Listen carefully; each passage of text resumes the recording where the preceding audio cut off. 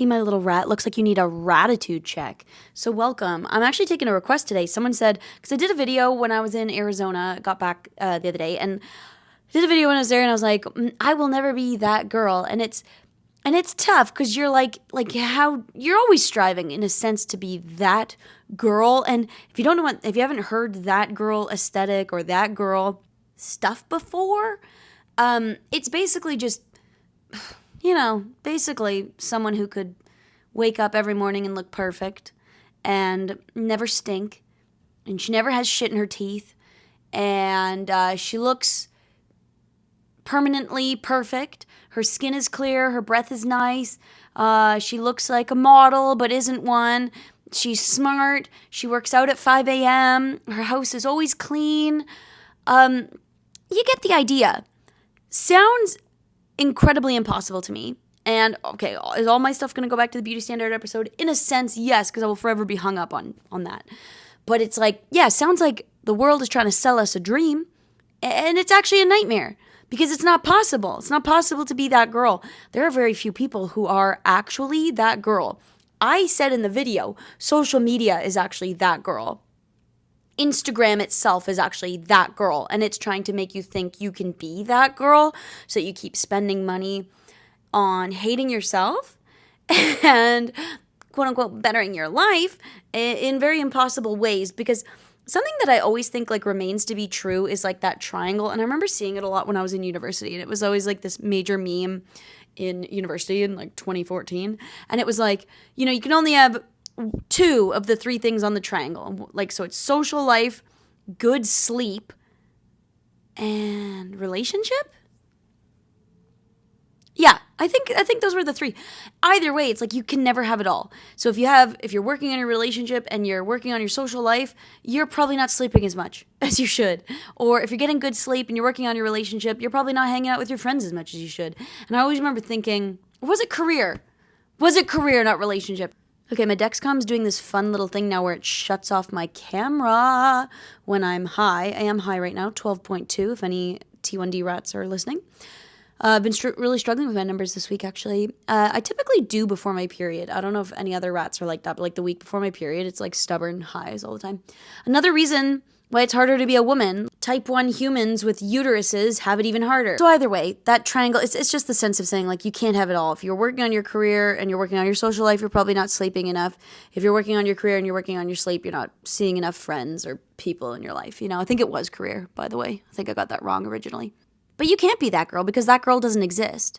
And I said this in the video because it was just like, I think, well, no one's going to look at me and think I'm that girl. But like, we all have someone in our life that we look at who is that girl in our minds. We're like, oh, like she has it perfect. Everything she does is just so, so perfect. But at the end of the day, we can't actually know if she changes her sheets weekly, right? We can't actually know if, whatever, right? Like whatever you want to measure it by. At the end of the day, nobody's perfect. And all these things that they're spewing at us that sound possible because you're seeing it on social media actually aren't, because what's happening is you're like on the platform and you're absorbing it from 100 different people, but you're thinking you, one person, should do all that. That's nuts. No, you can't do that. Now, when we talked to Rachel in the therapy episode, she had some good points about like figuring out what is for you and what you could manage, or when you make a morning routine, what's actually better to do in the morning from a therapist. Rachel is like asking yourself what you need that day. So like every morning, the morning routine is actually wake up, grab a pen and pencil, or think to yourself while you're brushing your teeth, what do I actually need today to thrive? Is it a 15-minute cleanup in my kitchen? Or is it walking on the treadmill for 30 minutes? Or is it a really good skincare routine? Or is it calling my mom? Right? But you probably can't do all of them.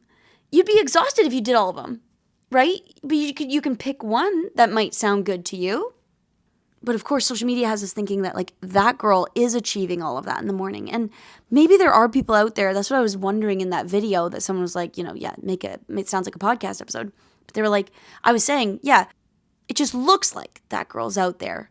But at the end of the day, when you see someone online who looks absolutely perfect, and there are people who are probably very close to absolutely perfect. And again, I started out this video by saying, and I should say it here too, good for them. Good for them. This is not like a jealousy. Well, like of course I'm jealous. Like, of course I would love to be that girl. You know what I mean? But it's not like a yucky jealousy thing. Like, ew, they're toxic. No, no, no, no, no. If you're pulling this off, I'm super, super happy for you. Love that for you. Forever, forever. It's just I have to figure out how to be kind to myself because I'm not able to pull that off. And you, a rat at home, need to figure out how to like push away the toxic narrative of that girl as well. And they may be out there and they may be slaying and they may be doing all of this, but we'll never really know because you can't smell their armpit at the end of the day. That perfect influencer, you don't get to smell her armpit. And if you got to smell her armpit, maybe it's stinky. But we'll never know that, right? And there's nothing wrong with a stinky armpit. But at the end of the day, she might think to herself, oh, I wish I was one of those girls that never sweat and never stank, right? Like, we'll just never know. There's always something. Nobody has it all. It's just a fact. Nobody has it all. I can't even think of one element that I have that is maybe that girl. Like, if someone looked at me, some people could look at my career, honestly, as an influencer and be like, oh, like if only, like, and it's like, well, joke's on all of us because I'm a rat and I'm very anxious all the time because there's zero financial stability with this shit. My Roman Empire is people with clear skin.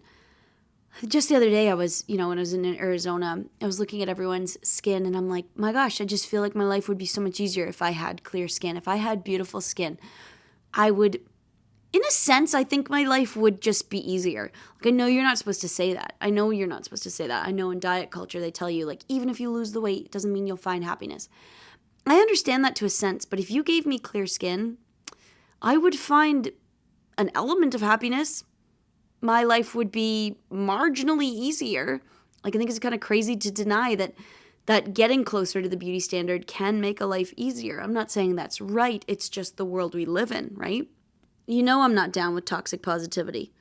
And I don't have the delulu to be able to look at you and say, like, yeah, it's easy to not fit in the beauty standard. Because at the end of the day, it is not. But at the end of the day, that's the importance of, like, the fight to get rid of the beauty standard, for sure. And we all know I'm big on that. Drop the filters. Get real. Celebrate real skin. Celebrate real bodies. Normalize it all, but at the end of the day, I myself sit in my home and stare at pictures of people with perfect skin and think, if only, okay, if only. Now, aside from the genetic lottery, that girl also somehow possesses the ability to have a perfectly clean and organized house at all times. And, perfect job, perfect at their job, goes to the gym, perfect workout routines, perfect diets, perfect friendships, perfect aesthetic everywhere. Like, I'm tired of oh my God, I'm out of breath just listing this shit. If any rat is watching on YouTube, that's my laundry pile behind me. And it's been sitting there already for 2 days since I got back from this trip, okay? I'm just not that girl. I feel like there's a mess constantly in my house. Like, I like things tidy and I like things clean. So, what I deem to be a mess isn't really like, a mess, but it's like if I was that girl, I'd somehow be able to, like, have it managed at all times. There wouldn't be a random pile of laundry waiting to be folded. There wouldn't be dishes sitting on my counter because when I ate lunch today, I was rushing and then I just put my shit everywhere before I left the house and came home to it, and I still haven't touched it because I was like, I got a podcast. Do you know what that girl is giving? It's giving like the 1950s housewife remodeled. Holy shit. Has anyone came up with that comparison before, or am I a genius? Do I need to become a philosopher? I think first rat philosopher. I think so. Ooh, let me spill some tea at the end of this, by the way, because I don't know how long I'm going to be able to talk about that girl, but I could give you a little life update on something really shitty going on in my life. Good times. But yeah, I think I just spoke a Pinterest quote. Sorry if I blew your little minds when you're driving into work or whatever you may be doing. But yeah, it's just giving impossible standard for woman, which is exactly what the 1950s housewife was. And even worse, because she had a lot less rights, and that time was a lot darker for many reasons.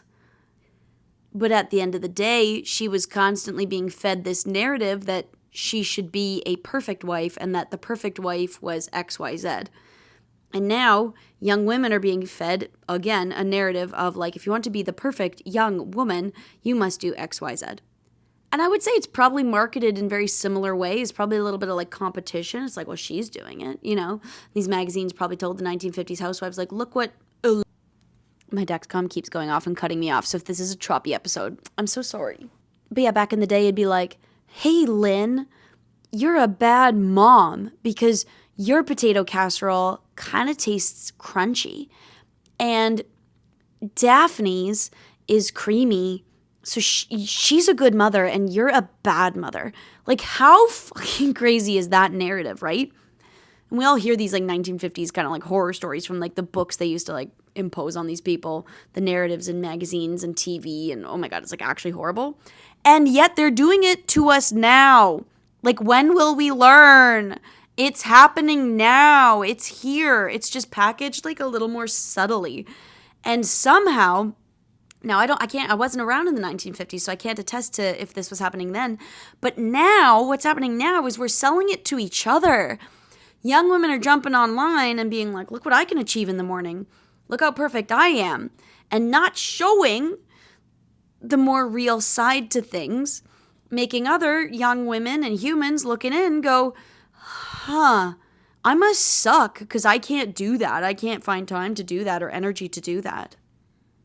Now, again, I'm not blaming the young individuals and whatever that are selling these stories. It sells, right? Like, it sells well on social media. It may be done out of a good place in their heart, right? Like, look what I can do in the morning. I can get up, I go to the gym, look at my healthy lifestyle. You can do it too. You can put the word aspirational on top of that. Absolutely. You could easily call that aspirational content, not intended to be negative, right?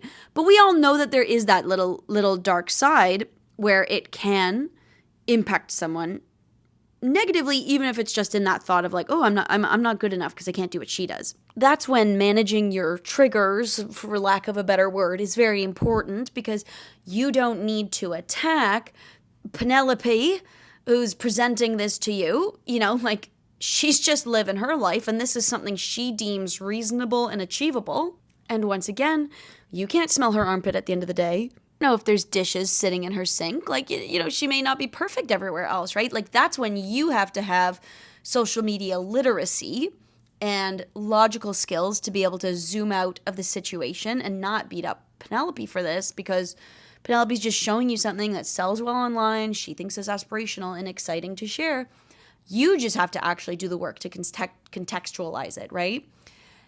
And we would hope, again, that was the social media episode, but we would hope that this fake, by the way, this is a fake creator that I'm mentioning, Penelope. I don't even know if, I'm hoping there isn't some sort of creator you're thinking I'm talking about.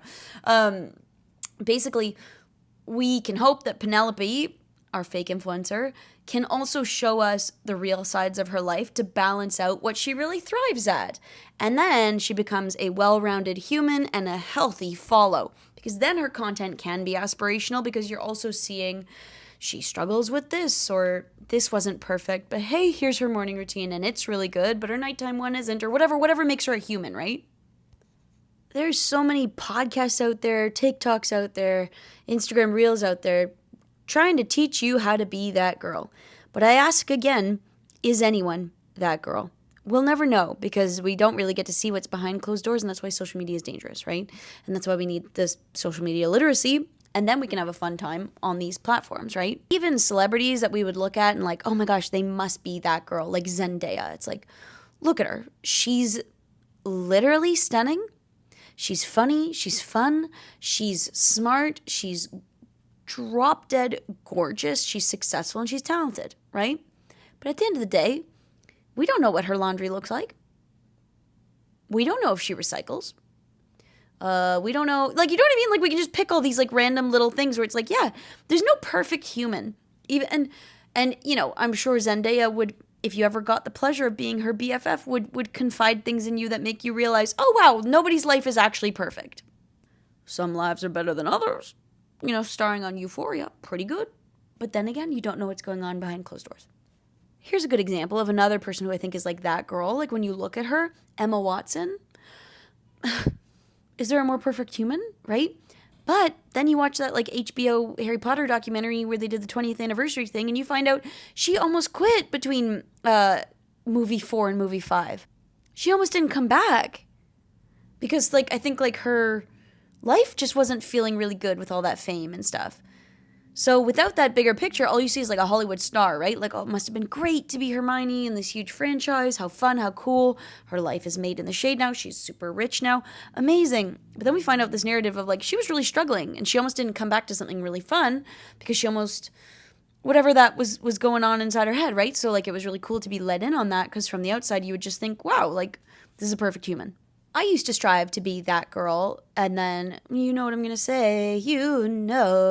say, diabetes. Seriously, ever since I became chronically ill, all of this stuff sounds just even harder to me all the time. Like, I am constantly tired by 2 p.m. Really freaking sucks to get zapped by 2 p.m., you know? Not ideal. I sometimes say in my TikToks, again, I don't know if anyone else is saying this, but like, instead of being that girl, why don't you just be this girl, this human, this rat? What's wrong with this rat? And now do the self-work, figure out what's wrong with this rat, as I am doing, and let's try to better it. Again, we want to be a rat in the sunshine, not a rat in the sewer. But we don't have to be that girl. We're rats, so we probably really can't be that girl. So everything we do to try to be that girl maybe is just like, not the right path for us. What about a path to be a rat in the sunshine, right? Like, think about it right now. If you're driving, you're at work, or you're on your hawk rat walk, think about it. What could you do today that would make you a rat in the sunshine? What could you do today? I will answer for myself as well. Let me think. Actually, I already did something for myself today. I was supposed to go to an influencer event tonight, but I am really tired. As I said, my numbers are really bad. So I reflected and I thought, is it worth me going to this thing, pretending I'm fine, getting my energy even more drained? Or should I just say, I actually can't tonight, really thankful for the invitation, but I gotta do me tonight. And that's what I did. And I'm really glad I did because as I sat down to film this podcast, I am so tired. Let's also talk about the budget that girl would have to have, okay? That girl has spray tans. There's $100 a week right there. Boom, okay? That girl has her nails done. There you go, another $100, potentially $150 if you're in Toronto. Every 4 weeks, boom. She has her eyebrows done. There's $80 every 2-3 weeks. Boom. Highlights or hair touch-ups every 8 weeks, let's say, 9 weeks. Boom. Now they're getting Botox and fillers, boom, boom, cash, dollar sign, gym membership, dollar sign, expensive groceries because they're super healthy, dollar sign. It adds up, okay? So it just really isn't ideal in a financial perspective either to be that girl. It's kind of impossible financially as well for most people. So don't be hard on yourself if you're not that girl. Maybe you can't afford to be that girl. I can't. I personally currently cannot afford to be that girl. I would love to have weekly spray tans and my nails done and my brows done and my hair perfectly highlighted. I would love it. I can't afford it. Honestly, I was saying to someone the other day, something I really appreciated, like, you know, Alex Earl, you would say she is that girl. But she will time and time again show you that she has acne, that she's struggling with her skin, that she is whatever, right? Like I don't consume a lot of her content, but some of that acne stuff has come across my page because obviously TikTok knows I have acne. And I just have so much respect for that because she's doing that amazing thing that we want Penelope, our fake influencer, to do, right? Is like she's bringing the curtain down. She's not letting you get delusional ideas that perfection exists because she's actually really struggling with something and she was really insecure about it and she's been on Accutane allegedly, whatever, 2 times, whatever it is. I really respect her sharing that stuff, and you can love her, you can hate her, but at the end of the day, you gotta respect. It's not easy to go online and do that, okay? She so easily could have kept that perception of perfection because people eat it up, okay? Like she could have kept that and rode with it. and been the most perfect girl. We love a bombshell. Like, people love a bombshell. She could have been a bombshell. She is a bombshell. She's even more awesome because she disclosed this acne journey. She nailed it. Like, she just absolutely nailed it, but she didn't even have to do that, really. Like, she could have just been perfect. She was already popular. She chose to be awesome and reveal her acne. And I have a lot of respect for that. The rant I went on in the video all started, by the way, because I was getting ready to be a wedding guest. I just wanted to look pretty. Okay, I just wanted to look pretty. It was a black tie wedding. If you guys are in the rat chats on Instagram, then you know I was asking you guys for advice on like a dress, like what do you wear to a black tie event? I've never been to one. And I think you have to wear kind of like dresses to the floor, or at least that's what the rat chats was kind of implying. I did not own such a dress. So in the end, I wore like dress pants and a thing. But either way, I was like trying really hard to just look beautiful at this thing. You know, just wanted to feel pretty. Just wanted to feel pretty. Did not achieve that whatsoever. And it all began, and this is what started the rant, is because I was scared of being stinky. Okay? My armpits, I'm not a stinky person, but it's not for lack of like hard work. Okay? I am not stinky because I work hard at not being stinky. If I didn't put the effort in, I'd be stinky. Some humans aren't stinky. I can run the risk of being stinky. Like, and not like, oh, stink, like, you know, but just like, oh, I have been places in the dead of summer and gone, and I can smell my armpit. Yeah, that is a slight touch of body odor. And it makes me really insecure because I'm also someone who sweats. For example, like let me like list all these things that like make me not that girl, but like I knew I had to wear black because it was in Arizona and the temperature was going to be 35 degrees. And if I wore a light color, I was like, there's a very big chance that when I stand up from whatever seat I had been sitting on, I would have like crotch sweat. Like, seriously. Like, you know, the kind you get at the gym? Sometimes in extremely hot weather, yeah. And I'm not saying it'd be flooded, but imagine having like a little imprint on your ass crack. Thank you very much. No. Now, this is just the human body, and there's nothing wrong with the human body. It sucks that we have to feel embarrassed about these things. When I myself see these things in public, I never think, oh, ew, poor person. I'm always like, it's okay, human. I always think that in my head. You know, you see someone with like, yeah, sweaty crotch, okay? It's okay. You're a human. Sweaty armpits. It's okay. You're a human, okay? Apparently humans aren't supposed to sweat. That girl never sweats. So anyways, I wear black because I'm so worried I'm going to like for some reason have like a tiny little sweat stain like when I sit. You know what I mean? So I avoid that issue by wearing black. Then I'm like, okay, I don't want to stink. So I take a nice shower, you know, like apply deodorant. But this time I used spray deodorant and I got the travel size because I didn't want to get deodorant marks all over my silk top because I'm also someone who always somehow has deodorant marks on black silk tops and t-shirts. And so I spray this travel size body like deodorant, and for some mother effing reason, it is oily. It's so oily. And I don't notice that it's oily until I've got my silk shirt halfway up and I get this oil on the silk. And I start freaking out because I'm like, why is this oily? I have to leave soon. Like, why was this oily? And I had sprayed, I'll be honest, I had oversprayed. And maybe that's why it was oily, but no, this stuff was oily. It wasn't powdery, and I wanted it to be powdery. I was oily everywhere, okay? It was because I had oversprayed because I was so scared of being stinky, okay? So then I'm in the hotel bathroom, grabbing a hotel shower, trying to dab at this oily armpit of mine. And I have never felt lower, in a sense. LOL. As a type 1, that is not a true statement because I've been very low. And as someone who's anxiety, I've been lower. But you know what I mean? Like, it was just like, I was freaking out because this oil was everywhere. I had to leave. I was getting warm. I was feeling ugly. It's like, oh my God, the recipe for disaster, to leave your house. Terrible. Terrible. I was aggravated. And I was like, I will never be that girl. I can't be. I got to watch out for sweat. I've got to watch out for stink. And when I try my best to watch out for those things, I end up making a worse problem. And if I had just accepted myself, I wouldn't have even had that problem because A, a little bit of sweat is very normal.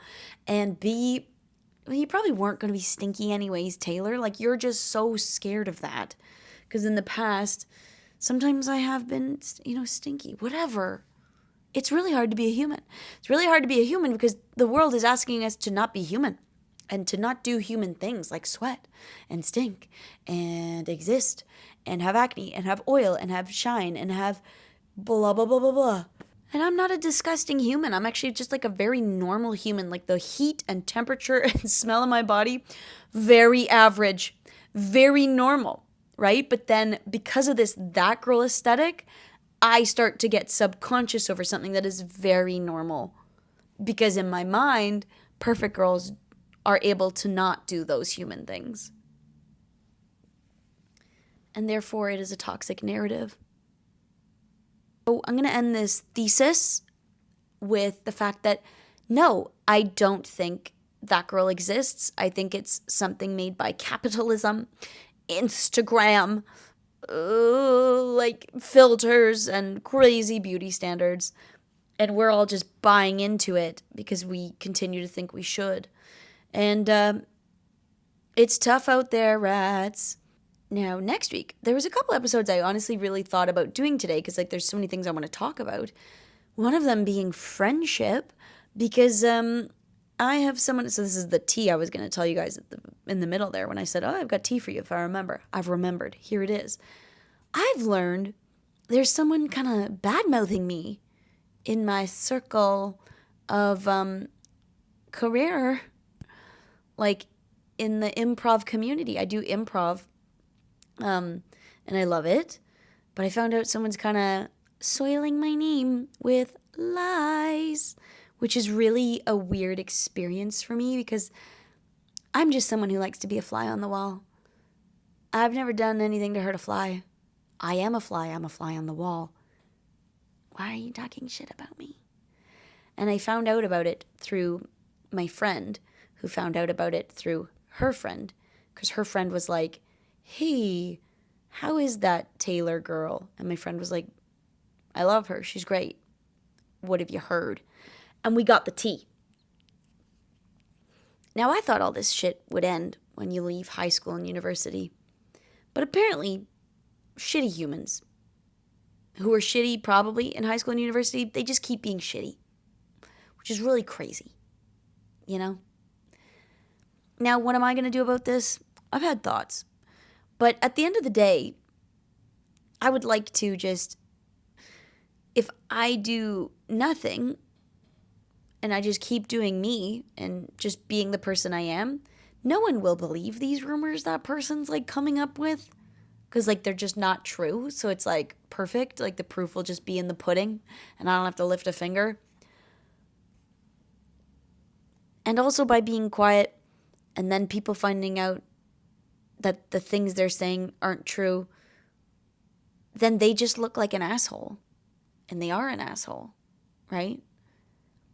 So I don't even have to lift a finger and this person looks like an asshole. Pretty easy situation. It definitely hurt to find this out.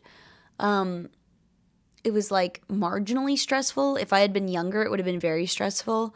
But now at this older age, I just know, yeah, I don't have to lift a finger for this person to be discovered as an asshole eventually. You know, time will tell, and that's just always going to be true, you know, so I don't really have to do anything. But it is always disturbing to find out something like that, especially at this age. And especially when you haven't done anything. I haven't spoken to this person in like a really long time too. So I don't understand where this is coming from. But I do know it has very little to do about me and quite a lot to do about them. You know? So it's curious. It's very curious. Also, apparently they're making fun of my rat content. So that's personal. That's personal for all of us. They're making fun of the content I create to other people, which is really mean, honestly. It's a really mean situation. It's really crazy to find out that they're making fun of me. It's like, we're grown-ups. We're grown-ups. Why are you making fun of anyone? Like, it doesn't add up. It doesn't make sense. It's not very nice. I actually had a friend once when I was in university make fun of my content. I had posted a picture, and yes, I was being cringe. And it was Instagram, and it was like 2014, right? And so, yeah, it was a cringe picture. I can admit that, absolutely. But I had taken this picture at Christmas time because I wanted to take a picture in my new like shirt that I'd gotten for Christmas. So I got all dressed up and took the picture in my kitchen. And it was just, you know, cringe kind of posed picture. This individual who was my friend kind of like recreated the picture by dressing up as well and took it in their kitchen and copied the pose and was like sending it to people to make fun of it. And this was someone that was my friend. So because they were my friend, I just said to them, that's actually really like mean and hurtful. So I don't appreciate what you just did. And they apologized. And I don't like, at the end of the day, they didn't really like mean to hurt me, but either way, it's like, that's tough. It's tough to go through those things, you know? I think people like to make fun of people who put stuff out online, like for sure. So I think it just like comes with the territory, I guess. I'm a non-confrontational rat. But I will say when I don't like something, you know? And this individual that's currently making fun of me, I don't know what I would say if I ran into them. Personally, I'm just going to distance myself from them because I don't want to give them any more fodder for them to spew hateful things.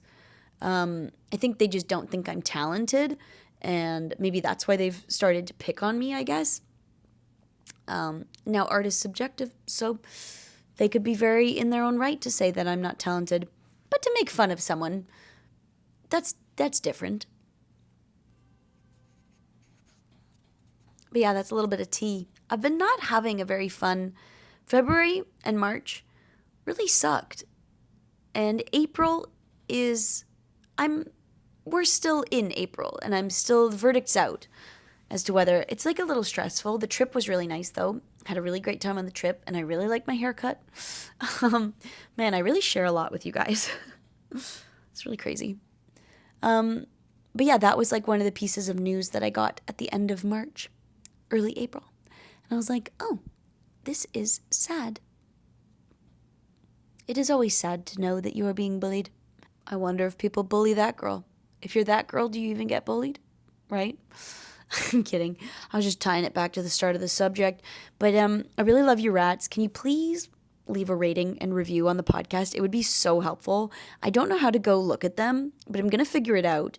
And if you have any episode requests, put them there. And that'll be my incentive. If you would like to request an episode on something, on a topic, put it in the rating and reviews, and I will try to figure out how to go look at those, and then I will be able to take your suggestions like I did for this TikTok that I just posted. But I love you guys a lot. I'm sounding a little depressed today, but it's because diabetes has been tough, and life has been tough. And sometimes that happens, you know? But summer is around the corner, and we've got each other, and we've got the rat community. Oh yeah, other things that happened this month, these 2 months, was TikTok shutting down the rat, which has really broken my heart because I love it. But at least we get to be rats on Instagram and on the podcast. So anyways, I love you, rats. Leave a rating and review. And rats, that's the end of the episode.